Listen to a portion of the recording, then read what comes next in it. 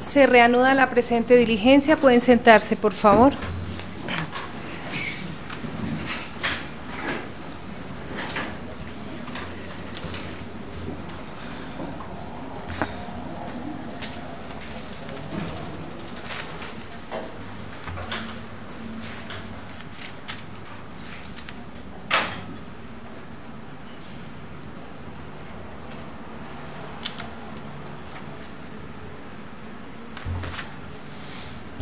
Ha solicitado el señor defensor que se decrete la nulidad del preacuerdo a que ha llegado la Fiscalía con el imputado y su defensor, señalando el representante de las víctimas que se ha vulnerado el derecho de defensa a esta. Al respecto, debe señalar el despacho que el derecho de defensa está consagrado como una garantía fundamental de la víctima y en el Código de Procedimiento Penal, artículo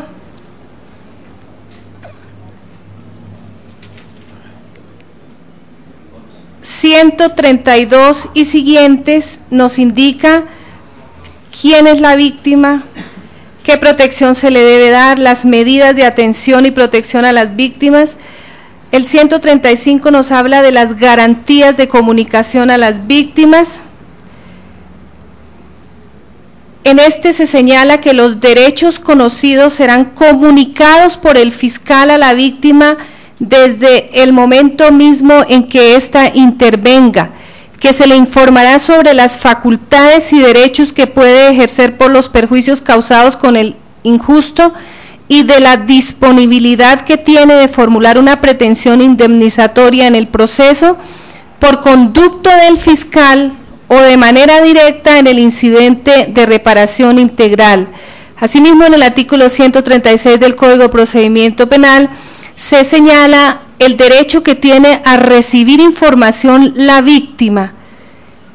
Esta información se la debe suministrar la Fiscalía General de la Nación, como es, primero, organizaciones a las que puede dirigirse para obtener apoyo; segundo, el tipo de apoyo o de servicios que puede recibir; el tercero, el lugar y el modo de presentar una denuncia o una querella; cuarto, las actuaciones subsiguientes a la denuncia y su papel respecto de aquellas; quinto, el modo y las condiciones en que puede pedir protección; sexto, las condiciones en que de modo gratuito puede acceder a asesoría o asistencia jurídica, asistencia o asesoría psicológica u otro tipo de asesoría; séptimo, los requisitos para acceder a una indemnización; octavo, los mecanismos de defensa que puede utilizar; noveno, el trámite dado a su denuncia o querella; décimo, los elementos pertinentes que le permitan en caso de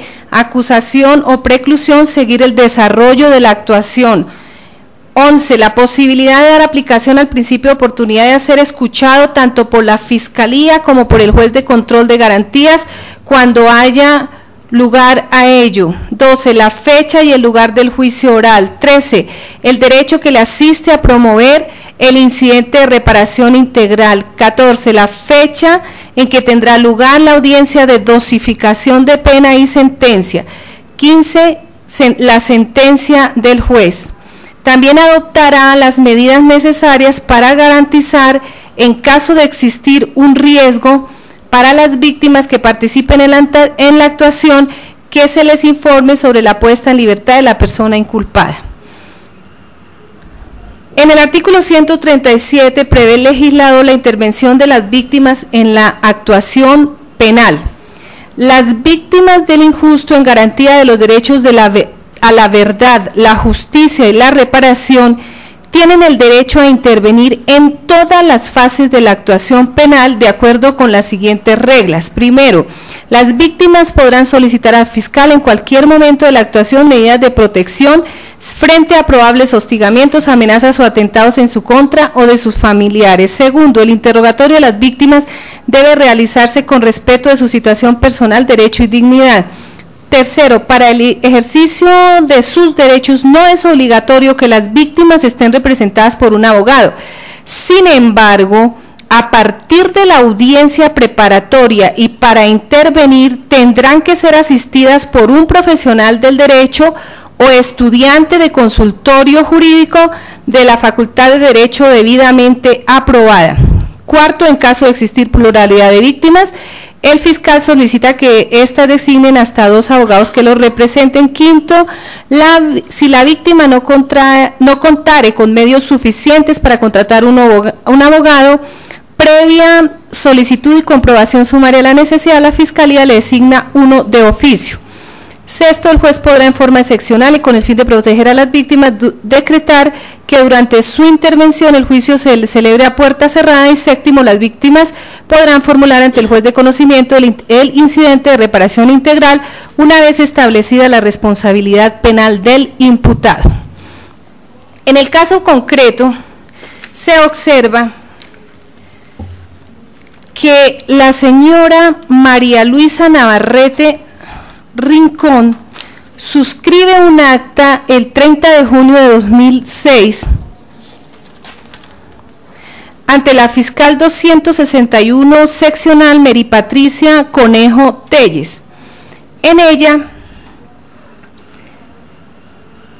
se indica lo siguiente: en Bogotá, a los 30 días del mes de junio de 2006, se hizo presente en este despacho la persona bajo firmante María Luisa Navarrete Rincón, identificada con la cédula 51773-170, expedida en la Candelaria, Bogotá, en calidad de víctima dentro de la investigación que adelanta esta Fiscalía por el presunto delito de homicidio cometido en la humanidad de su esposo Rafael Díaz Rincón, hechos ocurridos el 7 de mayo del año en curso, cuando fue lesionado por el señor Manuel José Prado Chiribí, causándole la lesión que le condujo a la muerte el día 26 de junio de la presente anualidad.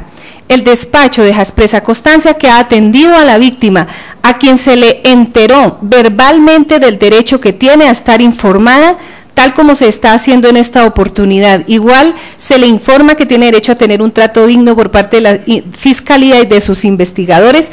Acto seguido se procede a enterar al aquí presente de los derechos que le asisten dentro del proceso penal, conforme lo estipula la Ley 906 de 2004 en su artículo 11, en concordancia con el artículo 132 hasta el 136 de la misma obra.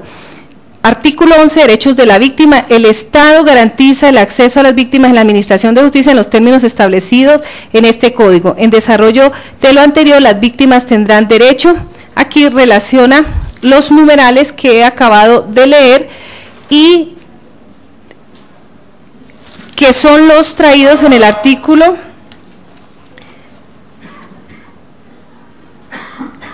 136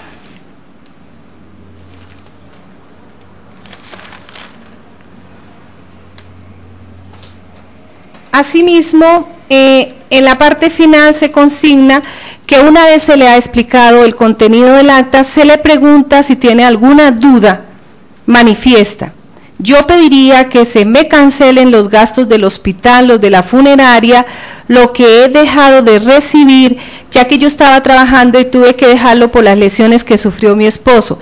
Además, debo manifestar que estoy en disposición de conciliar, de oír algún tipo de ofrecimiento. Lo que quiero es que pague los gastos y la justicia sabrá si lo envían a la cárcel o no. Yo dejo la justicia en manos de Dios.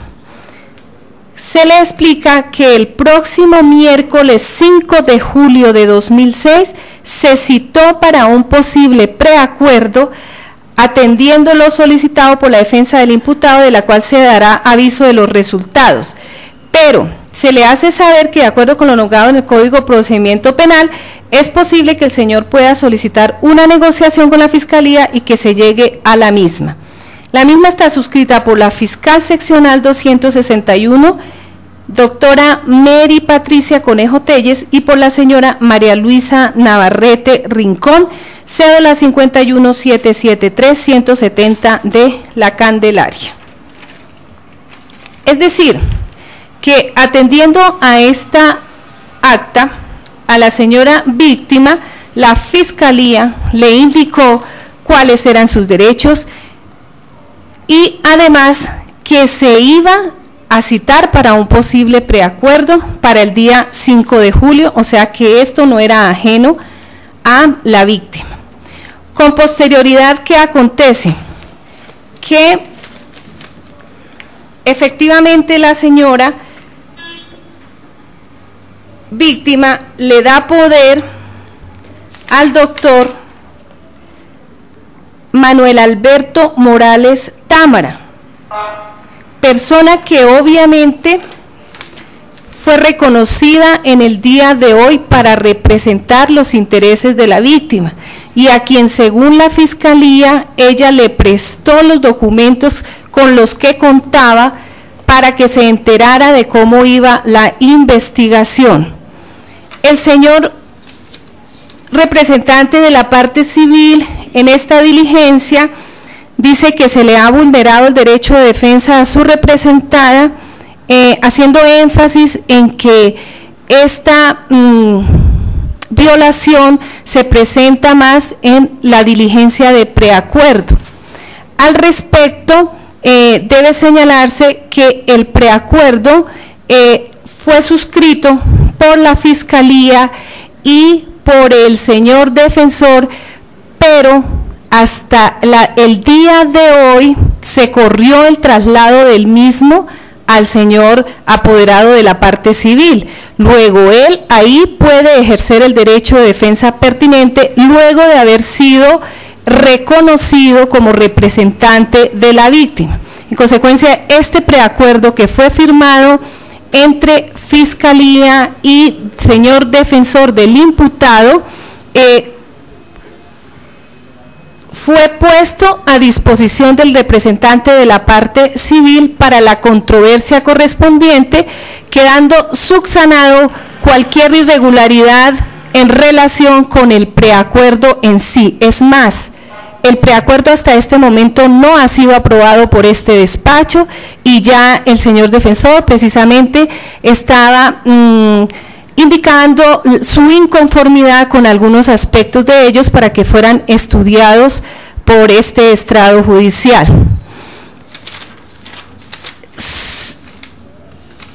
Efectivamente, le asisten derechos a la víctima que están previstos tanto en la Constitución como en la normatividad penal objetiva, pero para este despacho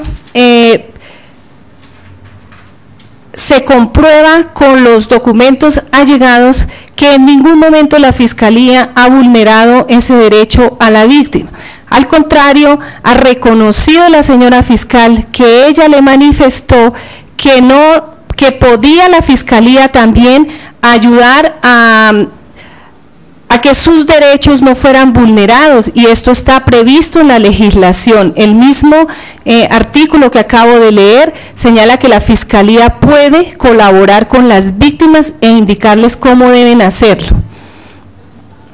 El problema planteado por el doctor en relación con la presentación de un poder ante la Fiscalía, el cual no fue allegado inmediatamente ante este estrado. Efectivamente, eso no constituye una irregularidad que genere nulidad, por cuanto este despacho solo en la audiencia del día de hoy podía reconocerlo como representante de la parte civil, en tratándose de un sistema de índole acusatorio en el cual prevalece la oralidad del mismo. Estas razones son suficientes para no decretar la nulidad por violación presunta del derecho de defensa, como lo pregona el señor representante de la parte civil,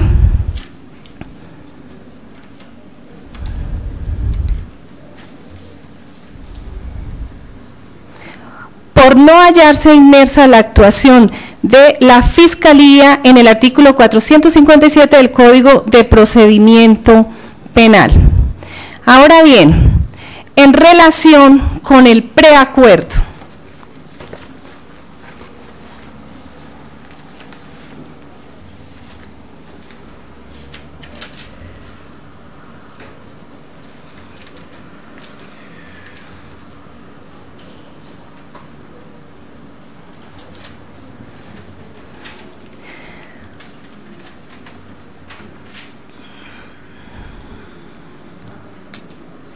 debemos remitirnos al contenido del artículo 350 del Código de Procedimiento Penal, inciso segundo. Se señala allí lo siguiente: el fiscal y el imputado, a través de su defensor, podrán adelantar conversaciones para llegar a un acuerdo en el cual el imputado se declarará culpable del delito imputado o de uno relacionado de pena menor, a cambio de que, primero, se elimine de su acusación alguna causal de agravación punitiva o algún cargo específico. Segundo, se tipifique la conducta dentro de su alegación conclusiva de una forma específica con miras a disminuir la pena. La Corte Constitucional ya ha explicado claramente que lo que le está vedado al señor fiscal es adecuar la conducta a un tipo indiscriminado del Código Penal. Lo que el fiscal puede es, atendiendo la situación fáctica y la situación jurídica, adecuar la conducta a un tipo penal que es el previsto para esa clase de conducta o a uno en el que se disminuya la pena, pero no puede indiscriminadamente adecuar dicha conducta. En el caso concreto, ¿qué pasó? La Fiscalía adecuó la conducta del señor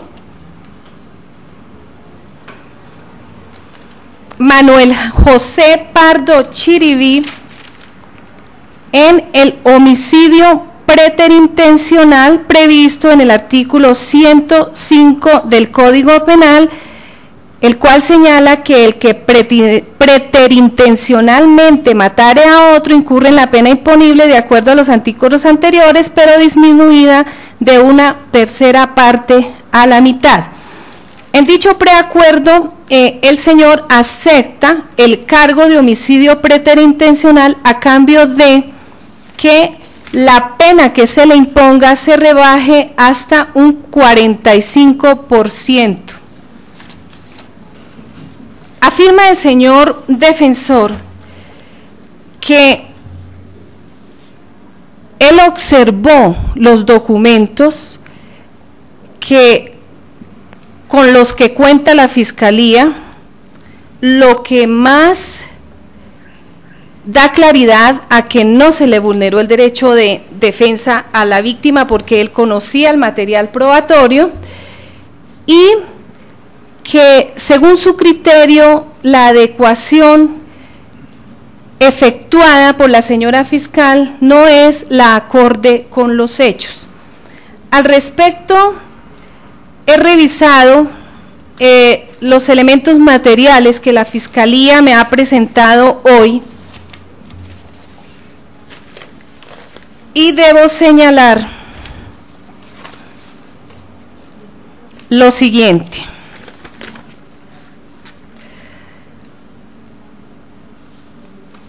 Wilson Humberto Díaz Navarrete, en entrevista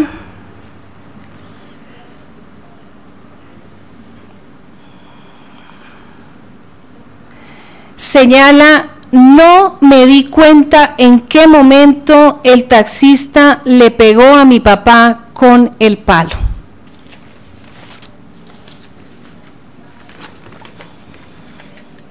Viviana Marcela Cárdenas Zamudio.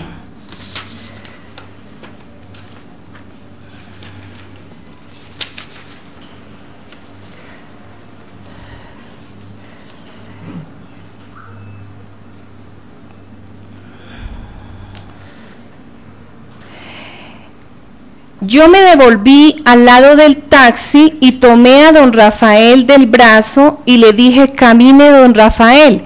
Y fue cuando él me dijo: no, mija, vea, fue que el taxista me rompió la cabeza y fue cuando yo lo miré bien y lo vi lleno de sangre en la cara y el cuello.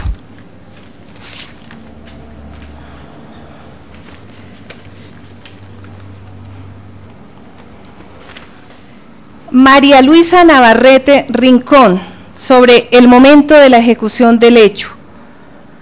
Yo volví, lo cogí del brazo y le dije que nos fuéramos otra vez, pero cuando se me zafó del brazo, yo volteé a mirar, ya tenía la cabeza llena de sangre por detrás.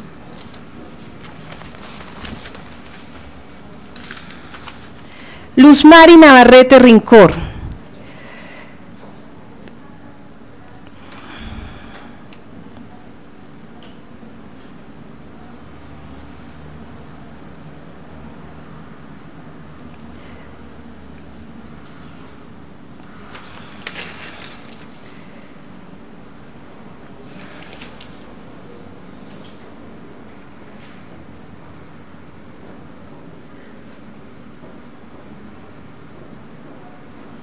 En ningún momento vi cuando el taxista agredió a mi cuñado, eso pasó fue en segundos.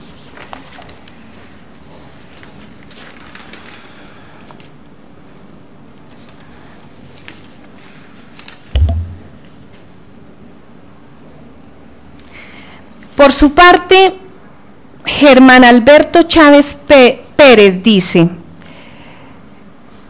el señor taxista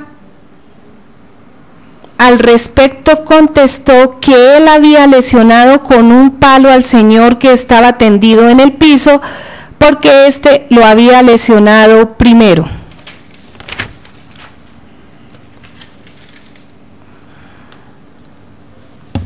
Y Jaime Andrés Ramírez Echeverry dice, el mismo taxista cuando preguntamos qué pasó nos dijo fue que le pegué con un palo.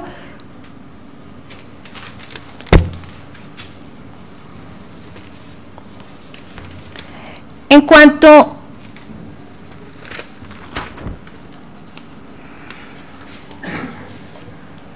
al señor Jason Andrés Medina Vargas,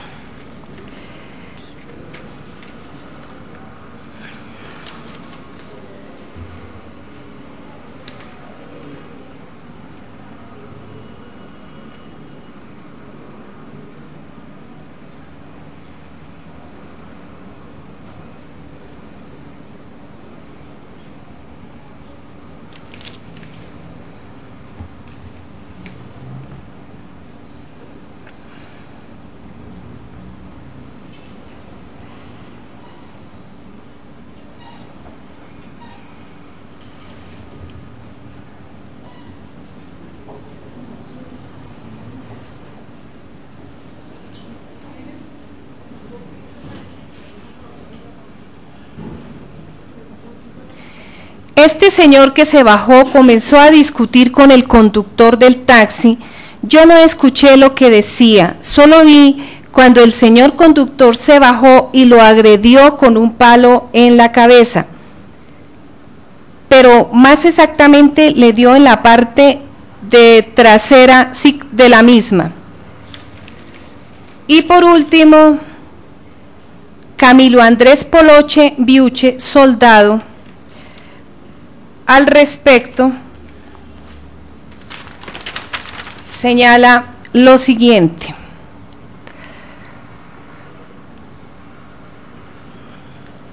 El señor que sufrió el accidente empezó a darle puntazo a la puerta del taxi.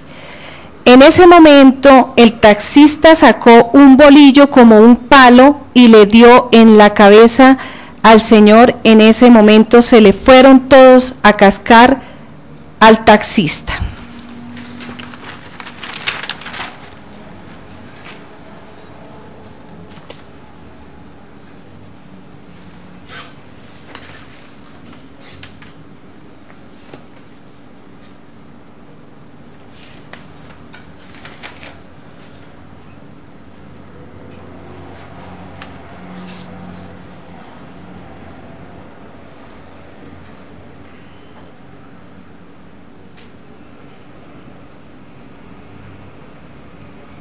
El testigo John Jairo Ruiz señala lo siguiente. El señor que resultó lesionado le estaba dando patadas a la puerta de un vehículo taxi y en ese momento el señor del taxi se bajó en la mano como un tubo o palo, SIC, y le pegó en la cabeza al señor, rompió la cabeza.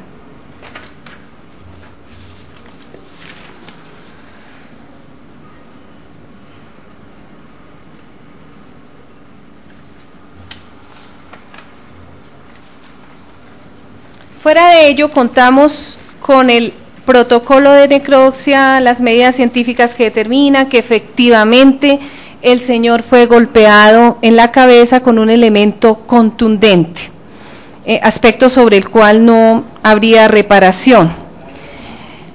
Revisando este material probatorio que se nos ha entregado por parte de la Fiscalía en el día de hoy, puede realmente concluirse que la adecuación que realizó la Fiscalía de este hecho la efectuó con base en los elementos y probatorios y evidencias físicas con que se cuenta hasta este instante, que esta adecuación no se puede catalogar como caprichosa o arbitraria, sino que se adecúa a lo que efectivamente sucedió. Ahora bien, tampoco se puede señalar que dicha adecuación incluida en el preacuerdo no está conforme con los parámetros establecidos en los artículos 348 y siguientes, ni tampoco que el acuerdo a que llegó Fiscalía y Defensa transgrede las garantías fundamentales, porque el mismo, de acuerdo con lo observado, reúne los requisitos previstos por el legislador. En consecuencia, no queda otra alternativa a este despacho que no decretar, que no decretar la nulidad solicitada por el señor representante de la parte civil y tampoco no aprobar el preacuerdo suscrito entre Fiscalía y señor defensor e imputado.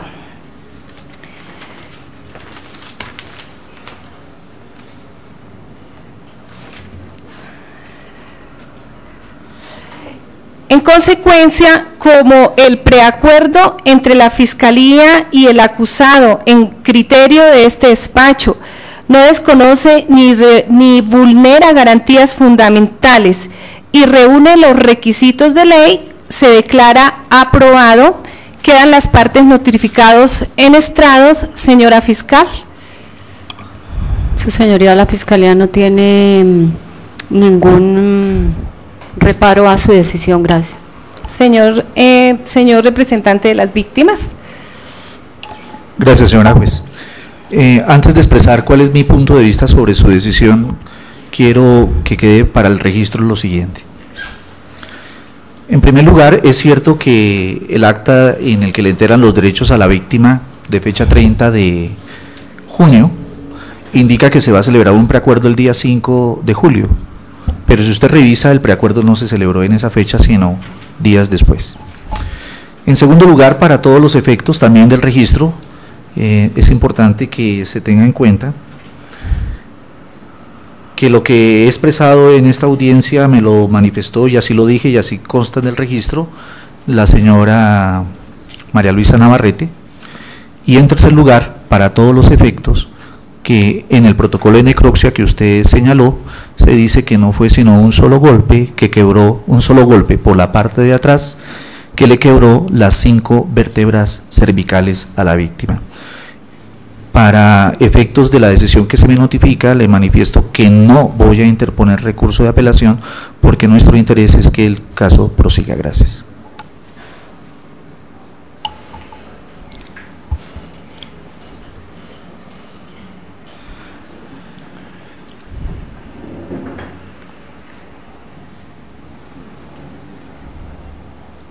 Señor defensor. Gracias, su señoría. La defensa pública está conforme con su decisión. Era lo que esperábamos y lo que solicitamos. Señor representante de las víctimas, como este preacuerdo fue aprobado, ¿desea usted que se dé inicio al incidente de reparación? Señora juez, dos cosas igualmente. Antes de expresarles si vamos a iniciar o no el incidente de reparación, de todas maneras la víctima tiene derecho a expresarse sobre la personalidad de la persona del imputado que va a ser condenado, y le solicitaría que nos permitiera hacer nuestra exposición sobre las condiciones personales del señor Pardo Chiribi, para que en el momento de proferir fallo tenga usted en cuenta esas situaciones.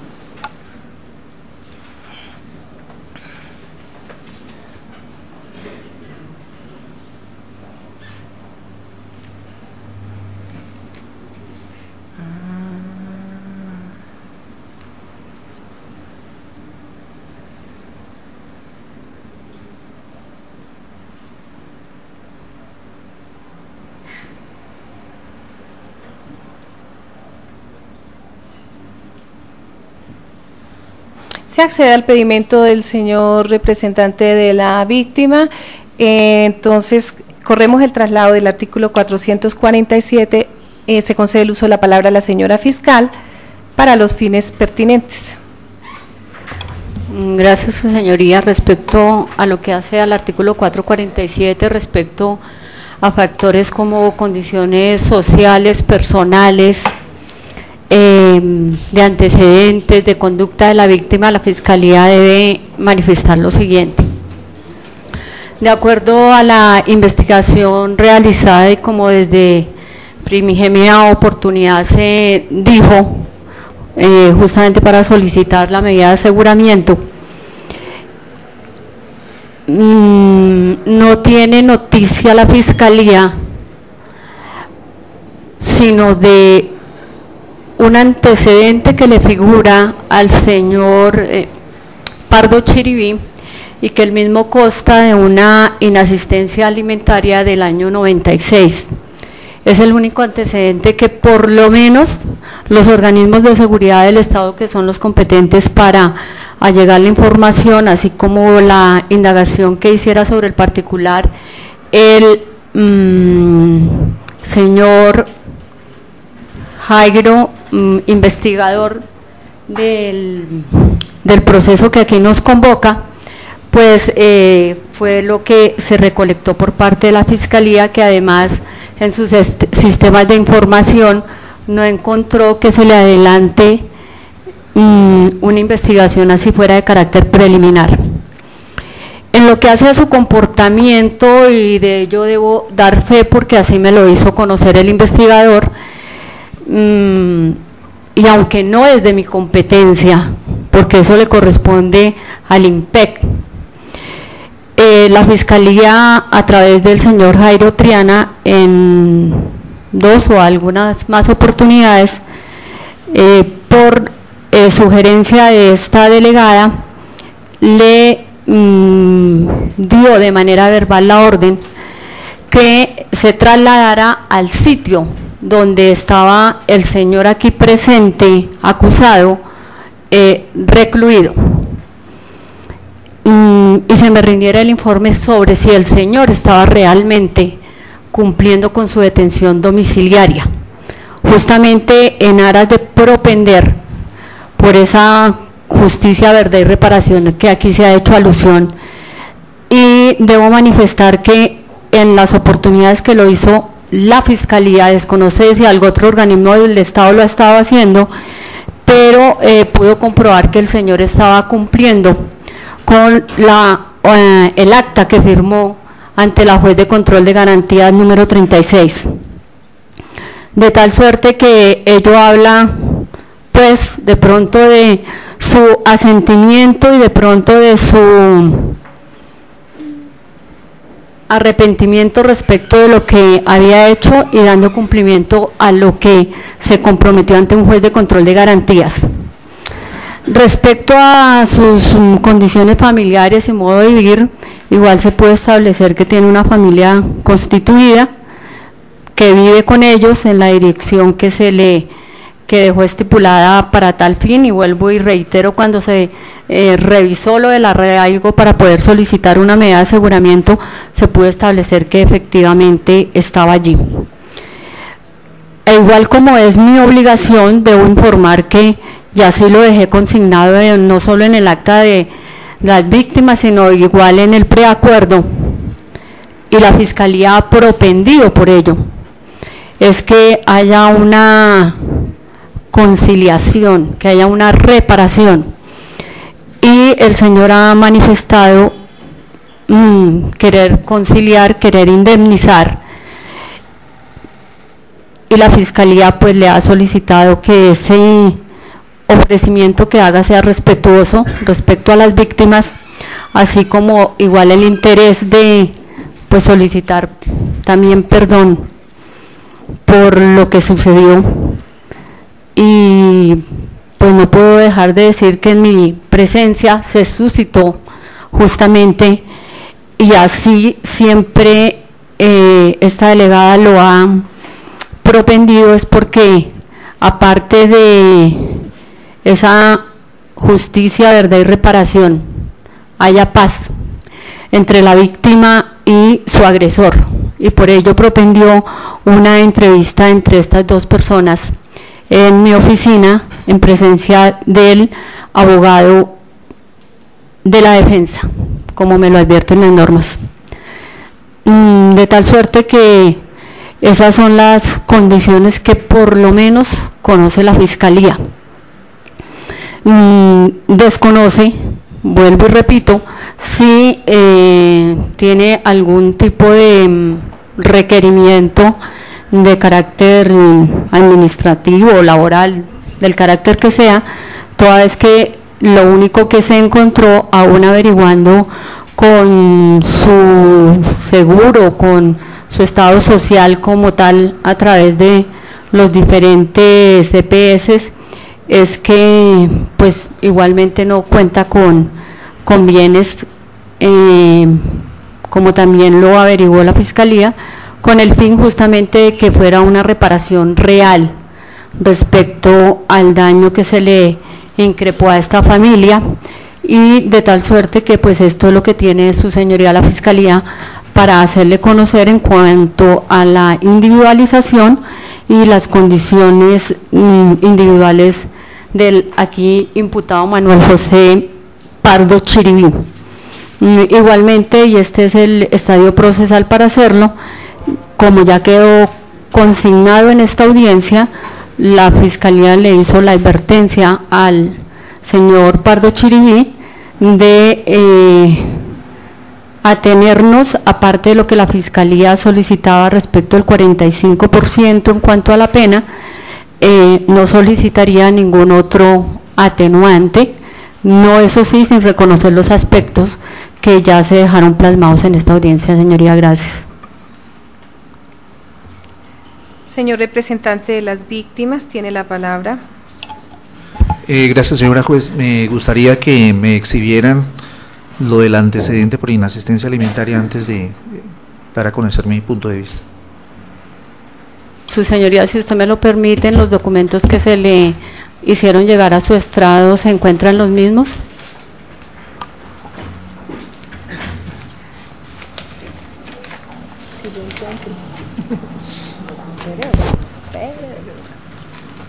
No me haya quedado arriba.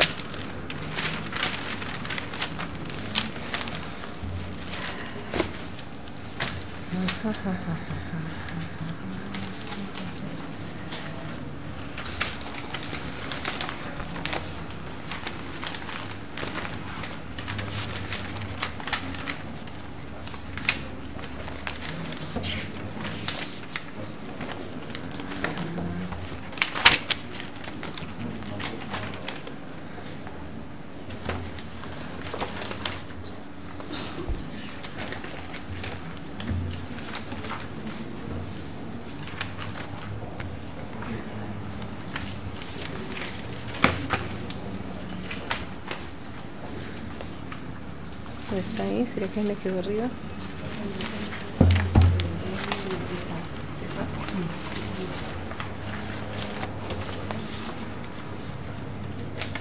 De pronto me quedó arriba, María.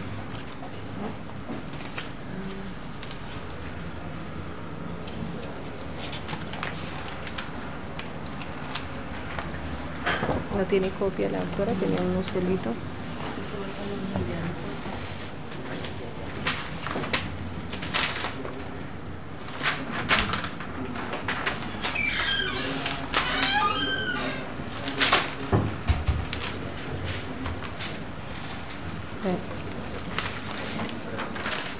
Miramos, no, ahí esté por acá metido.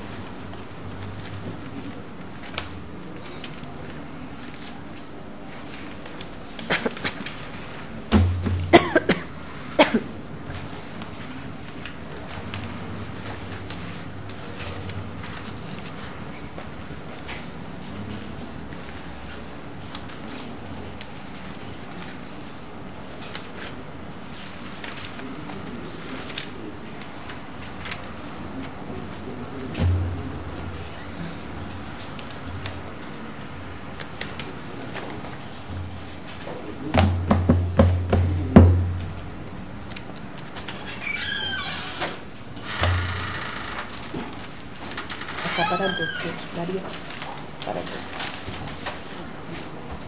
me haya quedado.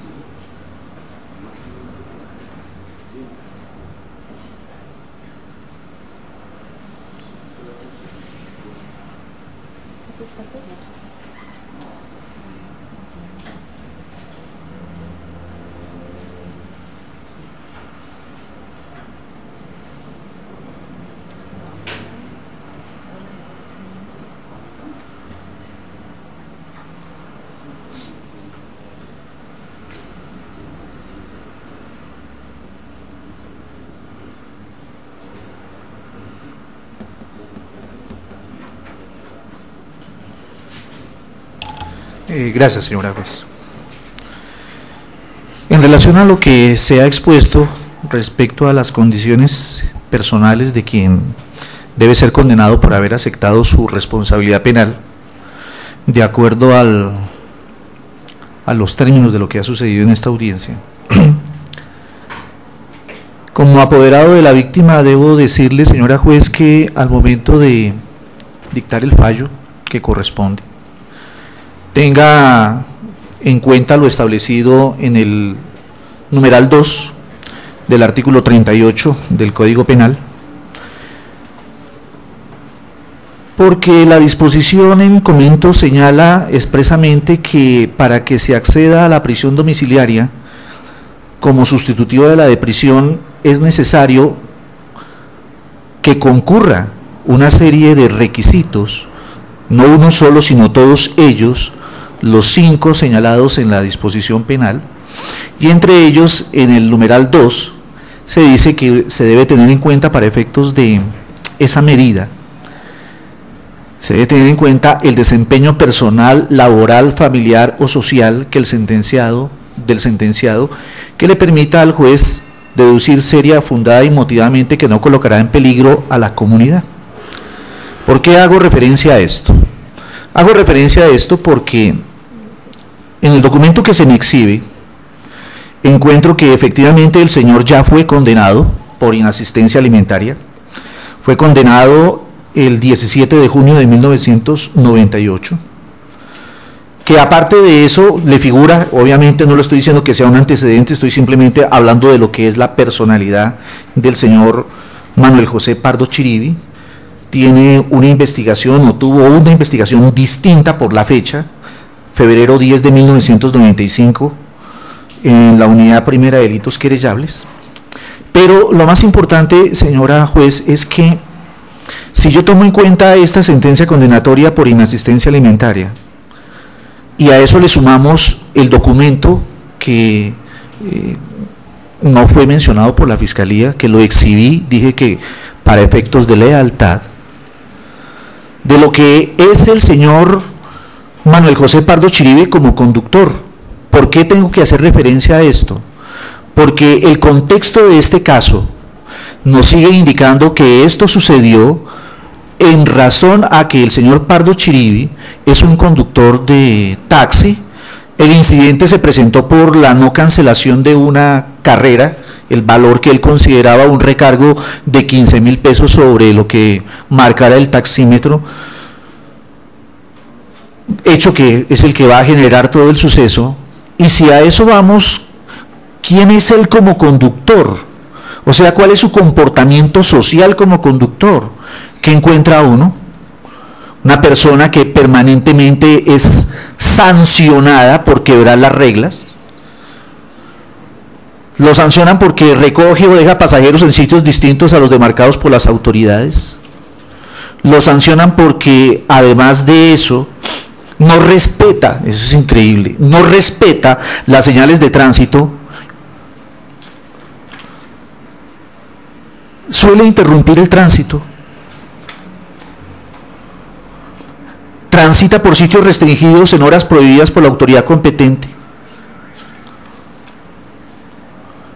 estaciona su vehículo en sitios prohibidos, y esto es importante que lo tengan en cuenta.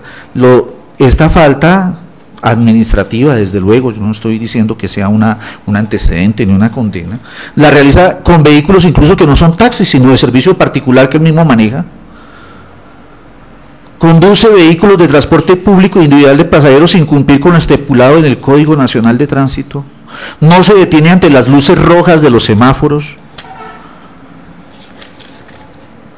Bloquea las calzadas o intersecciones con su vehículo. Conduce el vehículo a una velocidad superior a la permitida por el Código de Tránsito. Y aparte de que es sancionado reiteradamente, no paga. No paga, o sea, hace parte de ese grupo de conductores que permanentemente infringe las normas de tránsito. Y que aparte de ser un infractor reiterado de normas de tránsito, no le cumple a la administración con lo que es su carga obligacional. Ese es su comportamiento social. Entonces, por un lado, un padre irresponsable que ha sido condenado por inasistencia alimentaria, y por otro lado, un conductor irresponsable que desde 1999 viene cometiendo permanentes infracciones de tránsito y que aparte de eso no las paga. Solicito que tengan en cuenta esos elementos como condiciones sociales de la persona que debe ser condenada. Muy amable, señora juez. Señor defensor, tiene la palabra. Muchas gracias, su señoría. Como defensor público del señor José Manuel Pardo Chiribi, debo referirme al artículo 447 del Código de Procedimiento Penal, al cual su señoría me ha corrido traslado.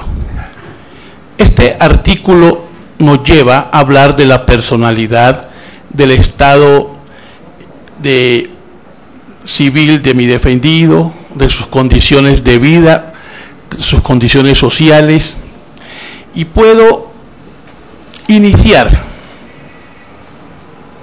refutando lo que el abogado de la parte civil está mencionando.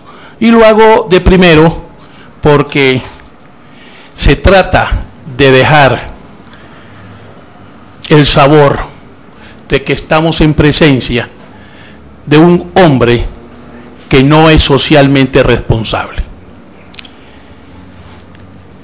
El señor Pardo Chiribí es un conductor desde hace muchísimo tiempo. Trabaja o trabajaba con taxis, entre otros, express. Y reposa su señoría en la documentación que se presentó en otras audiencias, certificación donde él jamás fue sancionado por esas empresas como transgresor de normas dentro de ellas mismas. No se puede considerar vinculado a este caso, vinculado a la conducta de mi defendido, el hecho de que tenga algunas o muchas infracciones de tránsito. Yo preguntaría si entre las que se leyó detenidamente hay alguna que tengan que ver resultado muerte, lesiones o heridas. Pues no, señora juez, ninguna de estas infracciones fueron elevadas por una conducta irresponsable que estuviera vinculados a sangre, muertes o heridas. No se puede considerar estas infracciones como una persona socialmente indeseable. No podemos considerar que esa situación vaya en detrimento de un hombre que ha trabajado por muchísimos años como conductor de taxi. Ahora bien, en 1998 aparece una sentencia condenatoria, según lo ha referido la Fiscalía, según lo ha referido el señor apoderado de la víctima. No lo tengo en mi poder, pero yo creo en la gente y existe esa situación.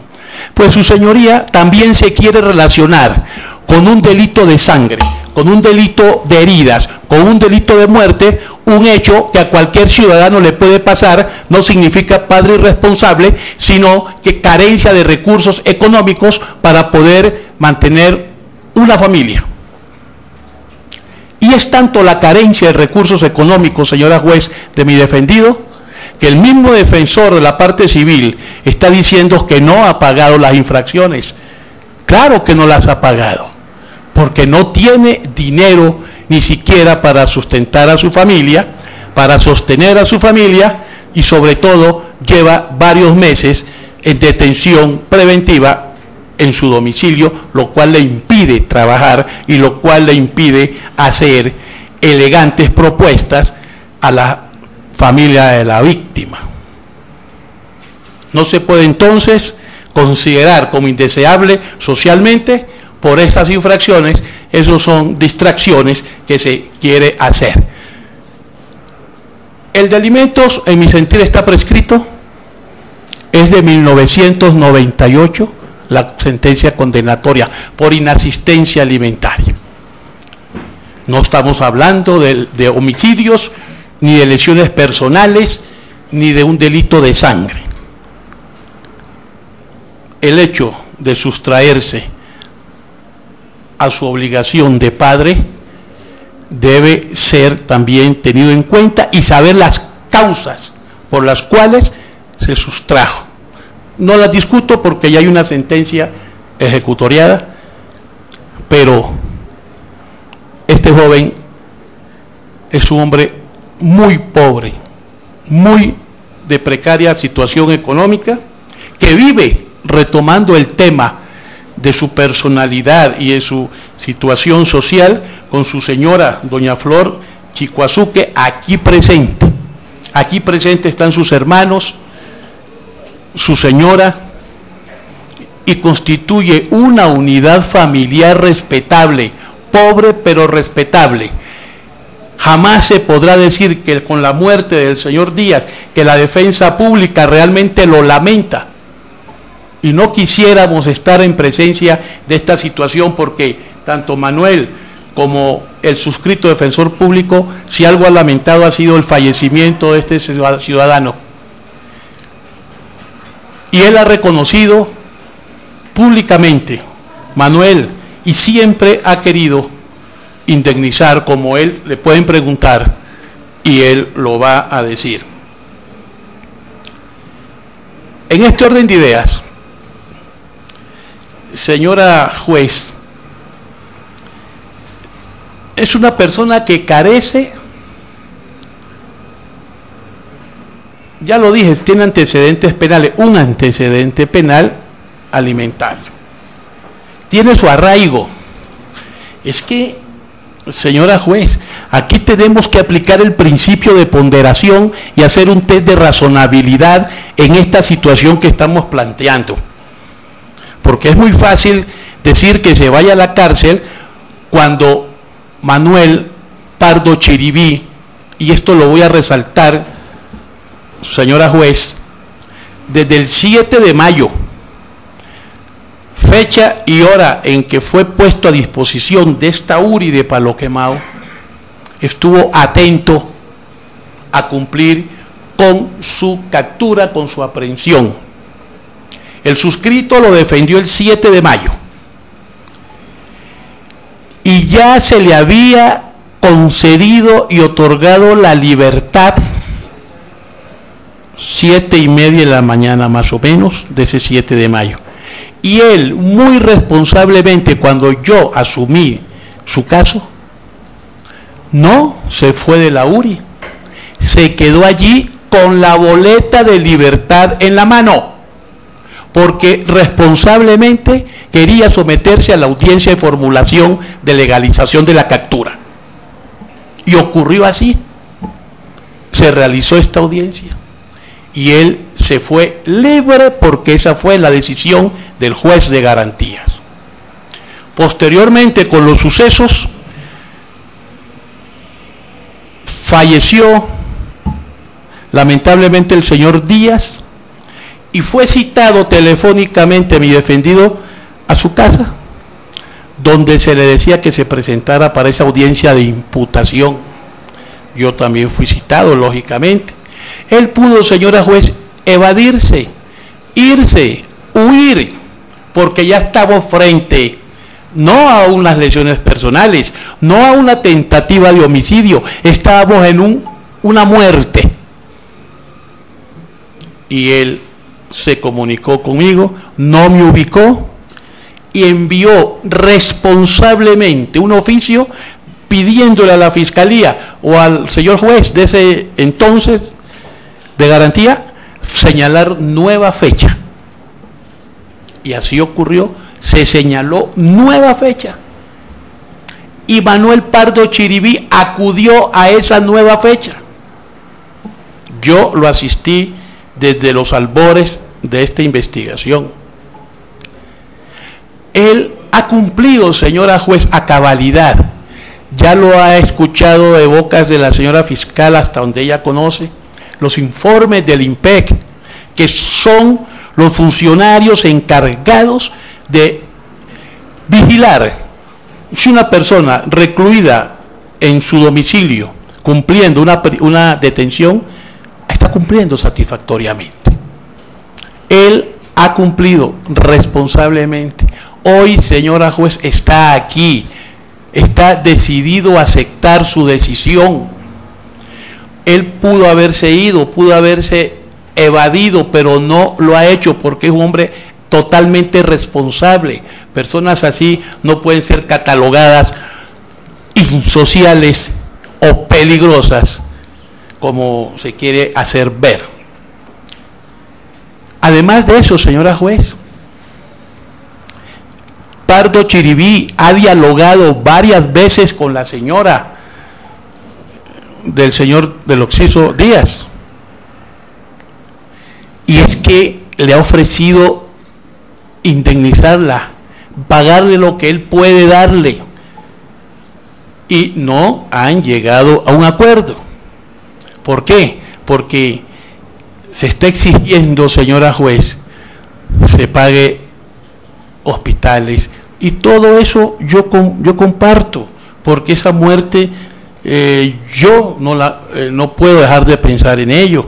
Pero el señor Chiribí tuviera dinero, lo estaría pagando, porque él tiene la mejor voluntad. Él no se está huyendo, es más, hoy quiere hacer propuestas, seguirá haciendo propuestas. Cuando se estaba realizando el preacuerdo a la señora fiscal, él le dijo no solamente que estaba arrepentido, sino que quería indemnizar. Pero señora juez, es un hombre supremamente pobre.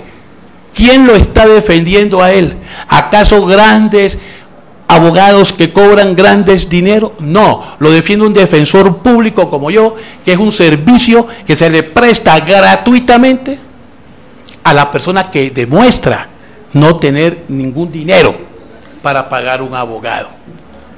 En esa situación, su señoría, se reúnen en los requisitos del artículo 55 del Código Penal, circunstancias de menor punibilidad. Es que los hechos no se presentaron, su señoría, como que estuviera acechando a alguien y mató a la persona, o que hubiera recorrido un intercriminis. No, fue una discusión como los testigos están declarando, el taxista, los pasajeros en el vehículo, y se inició una discusión. ¿Acaso tendría él intención de matar cuando estaba cumpliendo de noche con su trabajo? Desgraciadamente hubo un cambio de golpes, porque está demostrado que a él lo atacaron, que a él lo golpearon, y él también tiene dictámenes médicos. Pero nosotros no quisimos hacer valer tanta situación, porque ante una muerte la defensa pública realmente siente tristeza. No fue un caso entonces que él quiso matar, no, se presentó, intentó defenderse, y desgraciadamente al darle un golpe con el palo que él tenía en su taxi, lógicamente quería herir, lógicamente quería defenderse, y el resultado fue más allá de su voluntad, de su intención. Entonces no se puede, su señoría, considerar este hecho relacionado a homicidios realmente con un intercriminis denotado y bien demarcado.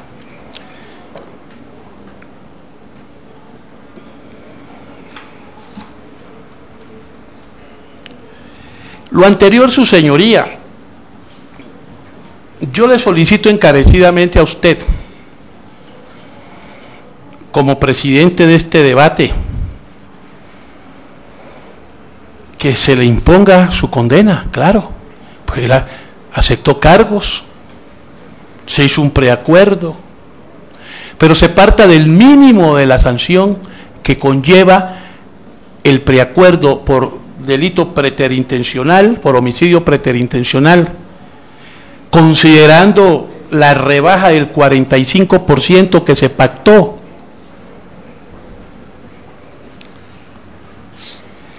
Y si en esta suma, su señoría, si la pena de prisión, la pena que se le imponga,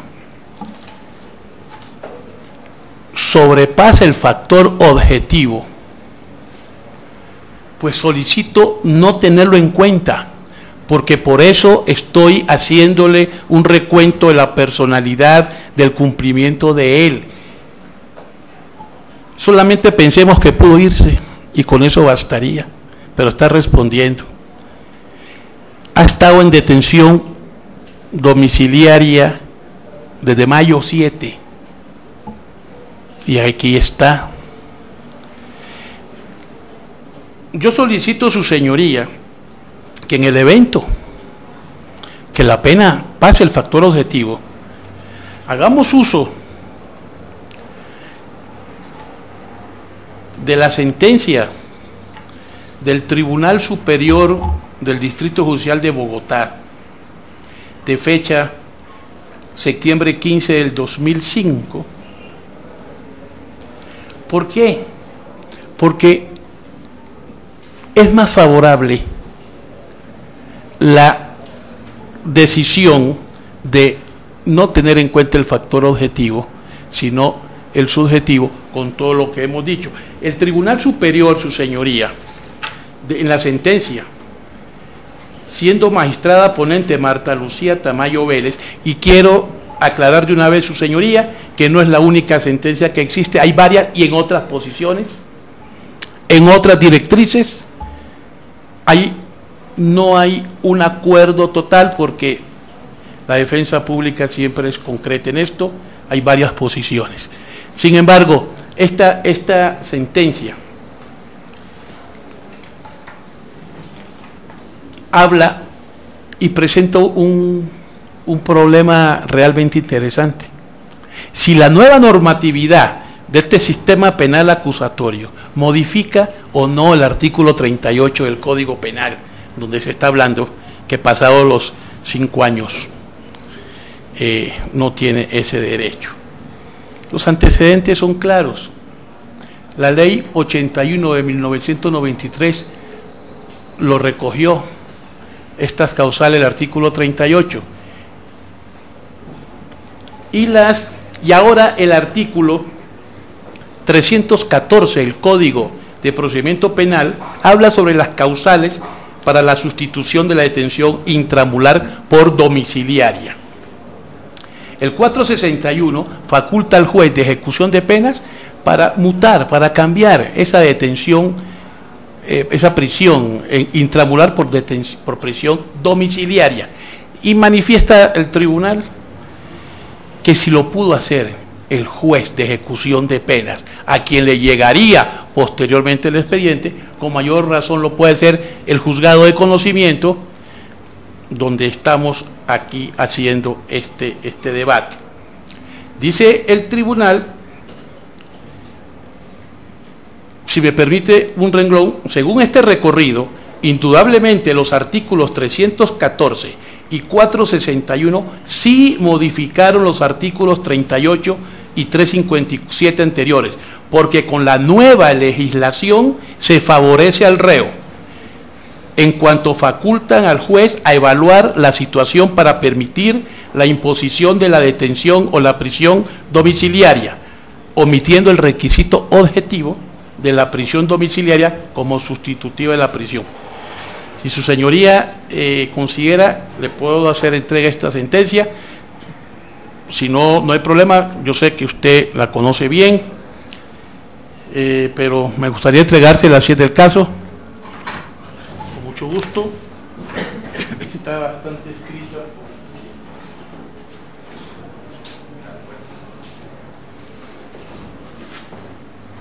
Me gusta fundamentarme en documentos.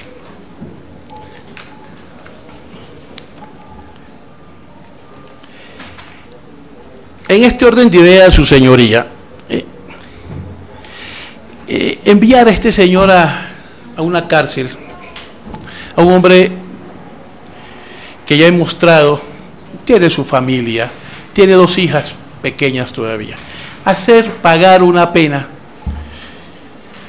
es llevarlo al cadalso. Sabemos que las cárceles, nuestro sistema penitenciario no está funcionando, y allí sí saldría de pronto diferente, como es él, un hombre correcto. Vemos que la finalidad de la pena es la resocialización de la persona, la prevención. Yo no creo, señora juez, honestamente le digo, y la Defensoría Pública en eso nos acompaña, los defensores públicos, que una cárcel resocialice a alguien. No, señora juez. Yo considero que si usted le permite a este joven, acudiendo, basándose en mis alegatos y en lo que el Tribunal Superior está informando en su sentencia, permitirle que la prisión, su pena la cumpla en su domicilio, donde si hay algún temor por el peligro que podría engendrar, que ya he mostrado no lo hay, está en su casa cumpliendo a cabalidad su prisión domiciliaria. No saldría a la calle, estaría resocializándose allí sí, en su domicilio, con su esposa, con sus hijas. No someterlo realmente a perder a un ciudadano. Yo le ruego, su señoría, que aplique el principio de ponderación y haga un test de razonabilidad sobre lo que le estoy diciendo. La indemnización es una cosa y pagar pena es otra, que la pague en su casa. Solicito encarecidamente, su señoría, que si la pena, luego de hacer la tasación para la sentencia, pasa de los 5 años, se conceda la prisión domiciliaria sin considerar el factor objetivo. Más vale para la sociedad, señora juez, recuperar a uno de sus ciudadanos ofreciéndole una segunda oportunidad que dejarlo hundir en el frío suelo de una cárcel. Muchas gracias. Señor representante de la parte civil, en relación con incidente de reparación. Sí, señora juez. Muy amable. Entiendo que como el sentido del fallo va a ser condenatorio, vamos a promover incidente de reparación integral, pero le solicito que se haga uso de la establecido en el artículo 102 y convoque a una nueva audiencia. De acuerdo a lo que establece allá, que será dentro de los 8 días siguientes, no necesariamente el término es ineludible, pero quiero que sepa usted algo frente a lo que aquí se ha expresado respecto a la indemnización. Perdón, doctor, un no, momentico. es frente a la indemnización, Sí, porque no, tiene que ver con la pretensión. Es que vamos a abrir el Bueno, incidente, entonces, de conformidad con lo previsto en el artículo 102 del Código de Procedimiento Penal, y se abre inmediatamente el incidente de reparación integral de los daños causados con la conducta criminal, como lo solicita el representante de la parte civil, y se convoca a una audiencia para dentro de los 8 días siguientes.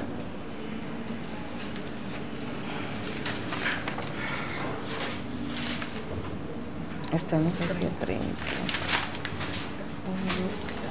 3, 4, 5, 6, 7, 8. Estamos más llenos.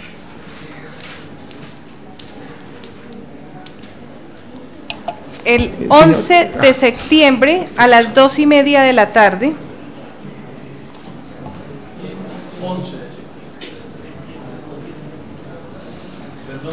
2:30 de la tarde del 11 de septiembre, quedan las partes notificadas en estrados y se da por terminada esta diligencia, siendo las 3:51 de la tarde. Amable señora juez. Gracias, señorita.